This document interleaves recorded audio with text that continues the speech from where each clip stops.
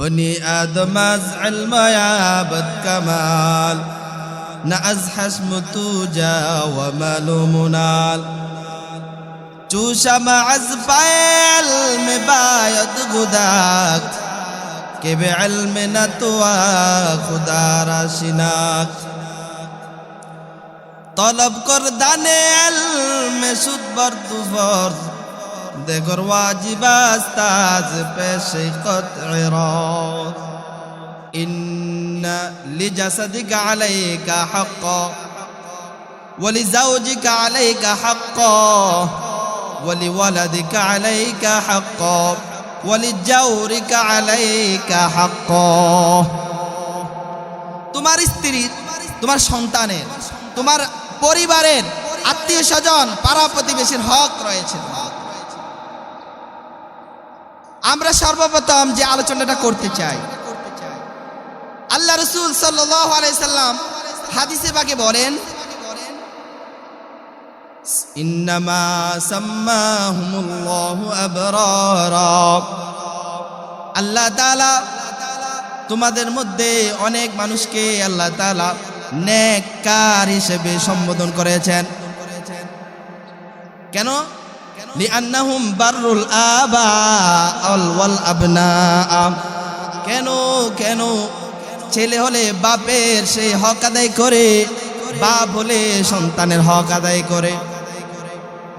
কাযা কামা আন্না লিওয়ালিদিকা আলাইকা হাক্কা কাযালিকা লিওয়ালাদিকা আলাইকা হাক্কা। যেমন ভাবে পিতার হক রয়েছে সন্তানের উপরে, তেমন ভাবে সন্তানের হক রয়েছে পিতা মাতার উপর। আমরা কি করি? বৃদ্ধ হয়েছি তো মনে করি, চিন্তাও করি, আশাও করি যে সন্তান আমার খেদমত করুক। সবাই বয়ান করে মা বাবার খেদমত করা দরকার, মা বাবার হক আদায় করা দরকার। কি হক? আল্লাহ তাআলা সূরা আহজাবে বলেন, وَقَضَى رَبُّكَ أَلَّا تَعْبُدُوا إِلَّا إِيَّاهُ وَبِالْوَالِدَيْنِ إِحْسَانًا। আল্লাহ তাআলা বলেন, আমি আল্লাহ তাআলা সর্বপ্রথম বান্দা আমার ইবাদত করবে, এটা আমি তার জন্য ফরজ করে দিয়েছি। ওয়াবিলওয়ালিদাইনি ইহসানা, আমি আল্লাহ তাআলা ইবাদত করার পর বান্দার সর্বপ্রথম কাজ আমি যেটা আমি নির্দিষ্ট করে দিয়েছি, ওয়াবিলওয়ালিদাইনি ইহসানা, মাতা পিতার খেদমত করবে। মাতা পিতার খেদমত, বান্দা একজন মানুষ দুনিয়া মুখ দেখে মা বাবার কারণে, মা বাবার ওসিলায়, এই মা বাবাকে গুরুত্ব দেওয়ার জন্য আল্লাহ পাকের সমস্ত হুকুমের পরে কার কথা নিয়ে এসেছেন? মা বাবা। মা বাবার কিভাবে? আল্লাহ তাআলা বলতেছেন, ইম্মা ইয়াবলুগান্না ইনদাকাল কিবারা আহাদুহুমা আও কিলাহুমা وقل لهما قولا ولا تقل لهما اف ولا تنهرهما وقل لهما قولا كريما। আল্লাহ তাআলা বলেন, তোমার মা অথবা তোমার বাবা অথবা উভয়জন বৃদ্ধ বয়সে তোমার কাছে উপনীত হবে। উপনীত হওয়ার পর কোনো কাজে বিরক্ত হইয়া, কোনো কথায় বিরক্ত হইয়া মা বাবাকে উফ শব্দ বলবা না। ওয়াকুল লাহুমা কওলান কারীমা, তোমরা মা বাবার সাথে নরম নরম কথা বলবা, তাদের সাথে ধমক দিয়া কখনো কথা বলবা না। ওয়াকুল লাহুমা কওলান কারীমা ওয়াখফিদ লাহুমা জানাহাদ যুল্লি মিনার রাহমা ওয়াকুর রব্বিরহামহুমা কামা রব্বায়ানি সগীরা। মা বাবাকে তুমি বৃদ্ধ বয়সে আগলিয়ে রাখবে। একটা মোরগ যখন বৃষ্টি আসে অথবা কাক আসে যেমন ভাবে তার সন্তানদেরকে আগলিয়ে রাখে ডানার নিচে, তুমি সেভাবে তোমার মা বাবাকে বৃদ্ধ হওয়ার পর সেভাবে তুমি আগলিয়ে রাখবে। ছোটকালে তারা আগলিয়ে রেখেছে, শেষ জীবনে তুমিও তাদেরকে আগলিয়ে রাখবে।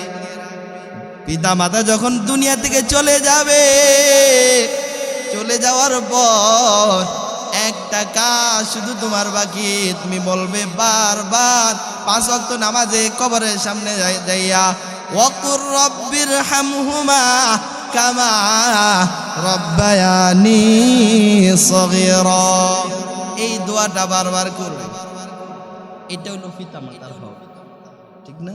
সন্তানের উপর। কিন্তু অনেক পিতা মাতা কষ্টে আছে। মা বাবা যতটুকু সন্তানের থেকে পাওনা, আচরণে, ব্যবহারে, লেনদেনে, টাকা পয়সায়, সুখ শান্তিতে সন্তান দেয় না। কেন জানেন? ওই যে মা বাবা হক চায়, কিন্তু ছোটকালে মা বাবা সন্তানের হক আদায় করে নাই। যেই মা বাবা তার সন্তানের হক আদায় করে নাই, ওই মা বাবা সন্তান থেকে তার হক চাওয়া বোকামি। আল্লাহ রাসূল বলেন কামা তাদিনু তুদানু, যে যেমন কর্ম করবে সে তেমন ফল পাবে। মা বাবা যেমন সন্তানের হক আদায় করে নাই, সন্তানও মা বাবার হক কশ্চিন কালেও আদায় করবে না। তো মা সন্তানের হক কি? মা বাবার হক তো বুঝলেন। সন্তানের হক কি? সন্তানের কয়েকটা হক। সর্বপ্রথম হক হচ্ছে সন্তান দুনিয়া আসার আগে তার একটা নেককার মা দরকার। এজন্য নেককার বিবি বিবাহ করতে হবে। ফট কইরা টাকা পয়সা আছে, কোটি কোটি টাকা, একটা সুন্দরী মাইয়া ধরে আনলাম, তার ভিতর বাহির না দেখা ধরে আনলাম, এমন হবে না। নেককার সন্তান, এটা সন্তানের হক। দ্বিতীয় নাম্বারে বাচ্চা পেটে আসার পরে দোয়া করতে হবে। দুনিয়া আসার পরে ডাইন কানে আজান দিতে হবে, বাম কানে ইকামাত দিতে হবে, যা আমাদের সমাজ থেকে উঠে গেছে, আল্লাহ হেফাজত করেন। তারপরে সন্তান দুনিয়া আসার পরে তার পারলে তার জন্য আকিকা করা, তার জীবনে হেফাজতের জন্য। এরপরে তার সুন্দর নাম রাখা, পারলে তার চুলগুলা কেটে সৎকা করা, স্বর্ণ অথবা রূপো। এরপরে যেই হক, সন্তানের লালন পালন করা আপনার উপর হক। সন্তানকে আদব শেখানো আপনার উপর হক। সন্তানকে দিনের তালিম দেয়া, দিনের বিষয় আশয় ফারায়েজগুলা শিক্ষা দেয়, এটা মা বাবার উপর সন্তানের। এখন আমরা কি করি? সন্তান আমাদের হক আমরা আদায় করে নিতে চাই, কিন্তু মা সন্তানের যে হক আমি যে আদায় করলাম না, আমি মনে করলাম হাই রে মাদ্রাসায় পড়াইলে, আলেম বানাইলে 2-4-10,000 টাকা 15,000 টাকা দিবে, এগুলোতে কি হবে? ডাক্তার বানাইলে কি লাভ? মাশাআল্লাহ প্রত্যেক দিন লাখ টাকা কামায়। ইঞ্জিনিয়ার বানাইলে কি লাভ? মাসে 10-15 লাখ 20 লাখ টাকা কামায়। আছে না? এই চিন্তা ভাবনায় আমরা মাদ্রাসার দিকে ধাবিত না হয়ে, দ্বীনি ইলমের দিকে ধাবিত না হয়ে কোন দিকে ধাবিত হইলাম? ওই দুনিয়াবি। এজন্য কোথায় মিশনের মধ্যে বড়াই, খ্রিস্টান মিশনারি আছে না? খ্রিস্টানদের দুনিয়াবি অর্জন করার জন্য, দুনিয়াবি কামিয়াবি সফলতা অর্জন করার জন্য কার অনুসরণ করি? ওই যে খ্রিস্টানদের, ইহুদি খ্রিস্টান। আফসোস, আমি মুসলমান হিসাবে মুসলমানের হক, আমার নিজের হক আমি জানি না, আমার সন্তানের হক আমি জানি না। এই জন্য কিয়ামতের ময়দানে ধরা খেয়ে যাবে মুসলমান। কি ধরা খাবেন জানেন? আল্লাহ ইয়াউমা তুকাল্লাবু ওজুহুহুম ফিন-নারি ইয়াকুলুনা ইয়া ওয়াইলাতানা আতা'না আল্লাহ ওয়া আতা'না আর-রাসূলা।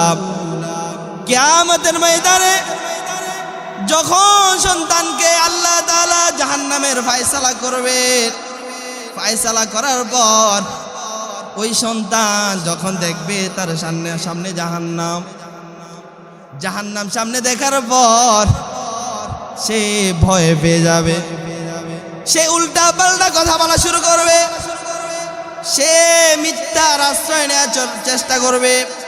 সন্তান দুনিয়া থাকতে ইলম শিখে নাই, আল্লাহকে চিনে নাই, নবীকে চিনে নাই, আল্লাহকে মানে নাই, নবীকেও মানে নাই। তারপরে বলবে আতা'নাল্লাহ ওয়া আতা'নার রাসূলা, আয় আল্লাহ আমি আপনাকেও মানছি, আপনার নবীকেও মানছি। আল্লাহ তাআলা বলবেন লাভ নাই, মিথ্যার আশ্রয় নিয়ে কোনো লাভ নাই। সে যখন দেখবে জাহান্নাম অবধারিত, সেই বলতে থাকবে وقالوا ربنا إنا أطعنا سادتنا وكبراءنا فأضلونا السبيلا। সেভাবে যখন তার সামনে জাহান্নাম, সে জাহান্নামকে দেখিয়া ভয়ে মা বাবার বিরুদ্ধে এভাবে বলতে থাকবে, আয় আল্লাহ, দুনিয়ায় আমি সন্তান আমার মা বাবার ঘরে জন্ম নিয়েছিলাম, কিন্তু ওই মা বাবা আমাকে আপনার দিন শরীয়তের এলেম শিখায় নাই। ন্যূনতম 2-4-5 বছর নুরানি পড়াইলে আমি এভাবে জীবন ইসলামের উপর চালাইতে পারতাম, কিন্তু আমার ওই মা বাবা দুনিয়াবি চিন্তা করে ডাক্তার বানানোর জন্য, ইঞ্জিনিয়ার বানানোর জন্য, ব্যারিস্টার বানানোর জন্য, দুনিয়াবি লাইনে বড় কিছু বানানোর জন্য আমাকে এভাবে এলেম থেকে দূরে রেখেছে। আতানা রব্বানা ইন্না আতানা সাদাতানা ওয়া কুবারানা ফাআদাল্লুনা সাবিলা। আমি আমার সরদার, আমার মা, আমার বাবার অনুসরণ করেছি। আমার মা বাবা যে দিকে নিয়ে গিয়েছে আমি সে দিকে গেছি।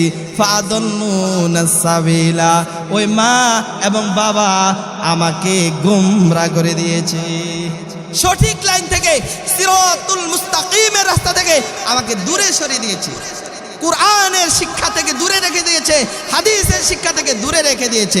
ফাআদাল্লুনা সাবিলা, আমাকে সঠিক লাইন থেকে দূরে ফেলে দিয়েছে। এখন কি করবেন জানেন? রব্বানা আতিহিম দিবাইনি মিনাল আযাব, আয় আল্লাহ, আমাকে জাহান্নামে দেওয়ার আগে আমারে যে শাস্তি দিবে তার থেকে ডবল ডবল শাস্তি আমার মা বাবাকে দিয়ে দেন। রব আতিহিম দিবাইনি মিনাল আযাব ওয়ালআনহুম লা'নান কাবীরা, আমার উপর যে লানত, যে অভিশাপ আপনি দান করে দিয়েছেন, আমার মা বাবাকে তার চেয়ে বড় গজব লানতের মধ্যে আপনি ফেলে দেন। চিন্তা করছেন দুনিয়ায় কয় বছর বাঁচবেন? অনন্ত অসীম কাল, যে জগতে শুরু আছে শেষ নয়, ওই জগতের কথা চিন্তা না করে দুনিয়াবি কয়েক বছরে সুখে শান্তিতে থাকার জন্য নিজের সন্তানকে সঠিক কুরআন ও হাদিসের লাইন থেকে বিচ্যুত করে ওই ইহুদি খ্রিস্টানদের পথ ধরেছেন। এই জন্য হাদিসে আছে, মান তাশাব্বাহা বিকওমিন ফাহুয়া মিনহুম। আপনি যে ইহুদি খ্রিস্টানদের চাল চলন ধরেছেন, খ্রিস্টানদের পড়ালেখা অনুসরণ করতেছেন, কিয়ামতের ময়দানে তার ওই ইহুদি এবং খ্রিস্টানদের সাথে হাসর নাসর হবে। কি বলেন?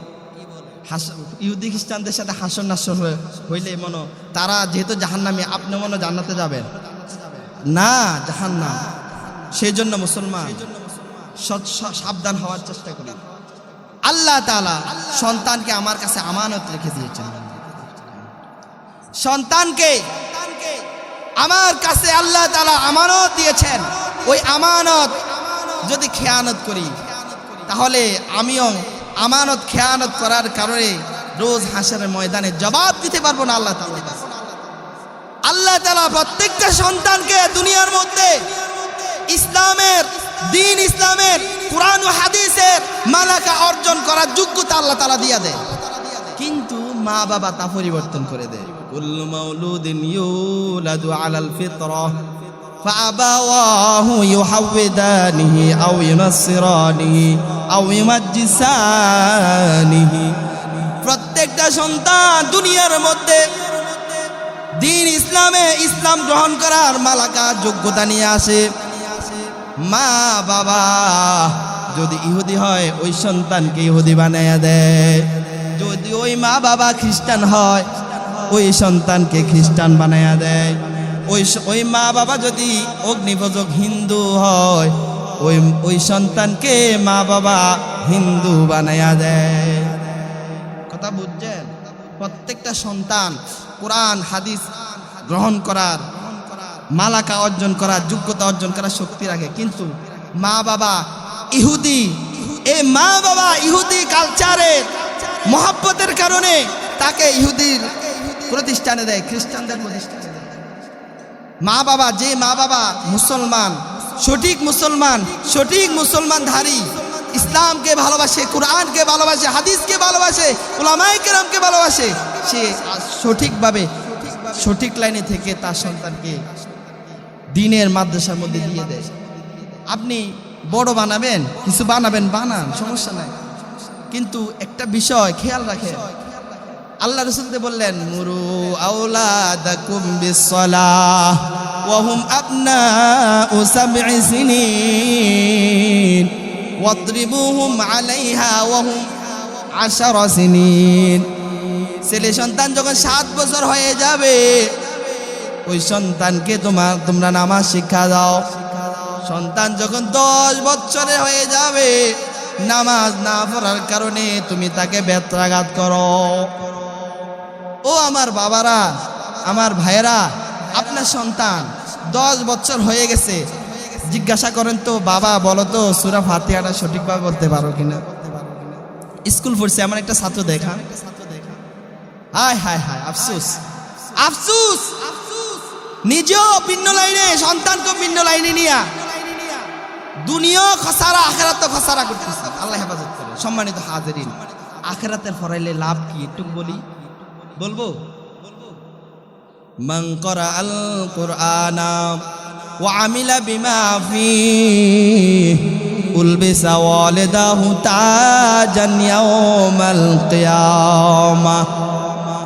কোন সন্তান যদি কোরআন পড়ে, ওই কোরআন অনুযায়ী আমল করার কারণে মা বাবাকে আল্লাহ তাআলা কিয়ামতের ময়দানে 2টি নূরের তাজ পরাইয়া দিবেন। দাউ আহসানু মিন দাউইশ শামসি ফি বুয়ুতিদ দুনিয়া। দুনিয়ার সূর্য যদি কোনো ঘরের মধ্যে উদিত হয়, ওই ঘরের মধ্যে যত আলো হবে তার চেয়ে বেশি এই নূরের টুপি আলো হবে।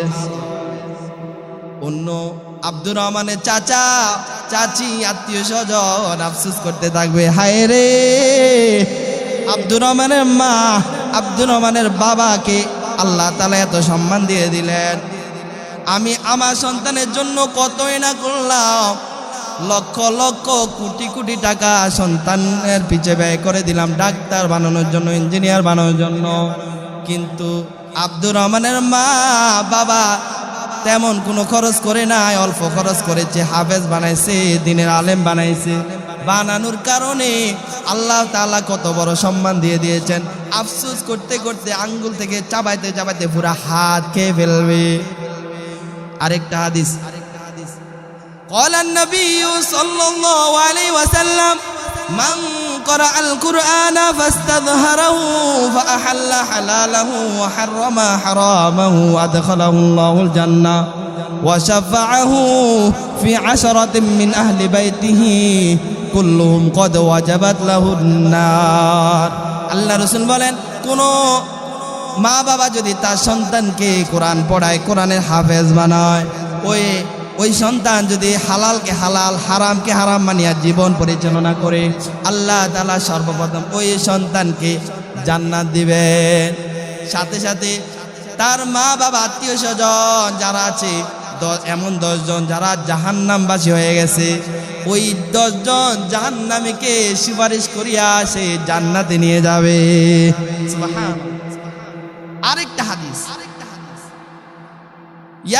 ইন্নাল আলিমা ইয়াশফাউ ইয়াউমাল কিয়ামাতি উম্মাতাও ওয়াহিদা।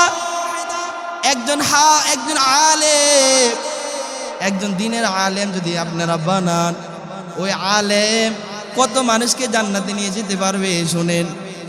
একটা দল হইতে 3 থেকে শুরু করে শত হাজার লক্ষ লক্ষ মানুষের একটা জামাত হয়, একটা উম্মত হয়। যেমন মুসা আলাইহিস সালাম একটা উম্মত, দুনিয়ার মধ্যে হক্কানি একজন আলেম, ওই একজন উম্মত, এক নবী ঈসা মুসা নবীর যে উম্মত, হাজার হাজার লাখ লাখ উম্মত ছিল, এই পরিমাণ একজন আলেম সুপারিশ করিয়া মানুষ জান্নাতে নিতে পারবে। কোরআন পড়লে কি লাভ দেখছেন? মা বাবার সম্মান। আবার হাফেজ বানাইলে কি লাভ দেখছেন? জান্নাতে নিতে পারবে। আর দ্বীনে আলেম বানাইলে, মুফতি মুহাদ্দিস বানাইলে কি লাভ? হাজার হাজার মানুষকে জান্নাতে নিবে, শুধু আপনাকে বাকি। হাজার হাজার মানুষ যদি জান্নাতে নেয়, আপনি মা বাবা বাকি থাকবেন? আপনি দাদা দাদি বাবাকে বাকি থাকবেন? আপনি আত্মীয় স্বজন কি বাকি থাকবেন? কেন? আখিরাত কেন বুঝেন না? কেন বুঝেন না? আখিরাতের জন্যই তো আমাদেরকে সৃষ্টি করা হয়েছে। দুনিয়ার এই সামান্য জগতের জন্য তো আমাদেরকে সৃষ্টি করা হয়েছে। এই জগৎ আমরা আমল করব, আখিরাতে গিয়ে তা ভোগ করব। ক্ষেত বানাবো, ক্ষেত ফসল করব দুনিয়ায়, ফল খাবো জান্নাতে। রাজি আছেন তো?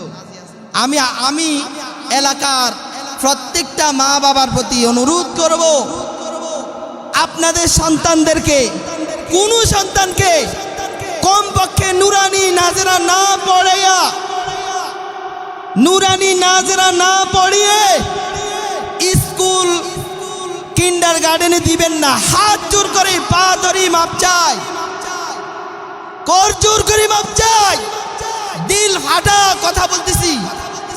কমপক্ষে 2-4-5 বছর নুরানি নাজেরা না পড়িয়ে স্কুল কিন্ডার গার্ডেনে দিবেন না।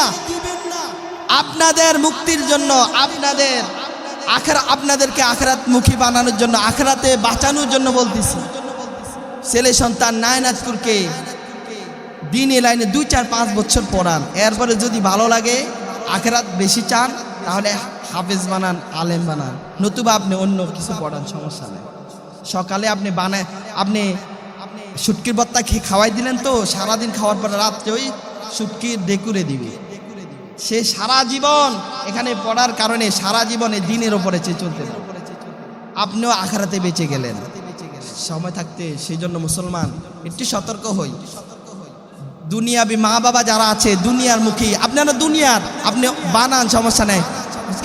স্কুলে যেমন ভীষণ স্কুল, এই স্কুল সেই স্কুল যা আছে এখানেও তা আছে, আলহামদুলিল্লাহ। বাংলা, অঙ্ক, ইংরেজি সব আছে, আবার আপডেট আছে। ভালো ধরনের আসাতাজা কেরাম আমাদের মধ্যে আছে, ইনশাল্লাহ আরও আসবে। এই জন্য ওইখানে যেগুলো আছে এখানে আমরা আরও উন্নয়ন করার চেষ্টা করছি, পরামর্শ করছি, ইনশাল্লাহ হবে। আপনারা এই অন্য দিকে নেন, পরবর্তী নেন, সমস্যা নাই। নুরানি না পড়িয়ে, নাজারা না পড়ে নিবেন না, আপনাদেরকে বাঁচানোর জন্য বলছি। সেই জন্য মনোকষ্ট নেবেন না, বিরক্ত হবেন না। আমি আপনাদের জন্য বলছি, আপনাদের ভাই, আপনাদের ভাতিজা, আপনাদের কাছের মানুষ, আখিরাতে বাঁচানোর জন্য বলতেছি। সেই জন্য সম্মানিত হাজিরিন, আপনাদের এলাকার যে মাদ্রাসা মাহফিল, অনেকে পরিশ্রম করছেন, অনেকে আপনারা সুপরামর্শ দিয়েছেন, করতেছেন, সামনেও করবেন, সামনে করতে থাকবেন। সকলের জন্য আমি দোয়া চেয়ে এখানে বিদায় নিলাম। আসসালামু আলাইকুম ওয়া রাহমাতুল্লাহি ওয়া বারাকাতুহু।